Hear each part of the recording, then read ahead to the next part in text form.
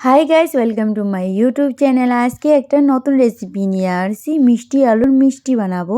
আপনারা দেখতেছেন B family cooking চ্যানেলে। ভিডিওটা স্কিপ না করে দেখতে থাকুন মিষ্টি আলুর মিষ্টি কীরকম করে বানাই। মিষ্টি আলু নিয়েছি, আলুটা খুব বড়, তার জন্য এখন 2 টুকরা করে কেটে নেব। এখন প্রেসার কুকারে সিদ্ধ করার জন্য এখন মিষ্টি আলুগুলো দিয়ে দেব। নিমক জল দিয়ে এখন প্রেসার কুকারটা বন্ধ করে এখন সিদ্ধ করার জন্য এখন গ্যাসে বসিয়ে দেব। আমাদের এখানে মিষ্টি আলু বলে, আপনাদের ওখানে আলুটার নাম কি বলে অবশ্যই কমেন্ট সেকশনে জানাবেন। 2টা সিটি মেরে গ্যাস অফ করে দিয়ে আলুটা ঠান্ডা করে নেব।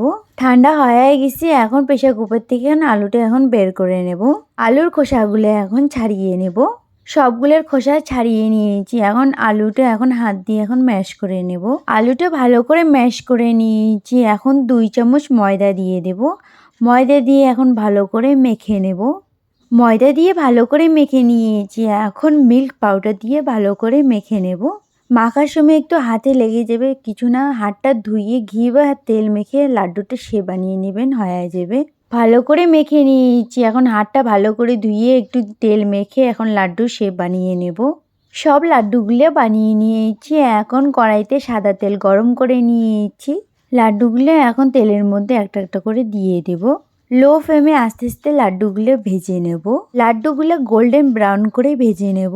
মিষ্টি আলুর মিষ্টি রেসিপিটা অবশ্যই বাড়িতে একবার ট্রাই করে দেখবেন। যদি ভালো লাগে অবশ্যই কমেন্ট সেকশনে জানাবেন। লাড্ডুগুলো ভাজা হয়ে গেছে, এখন নামিয়ে নেব।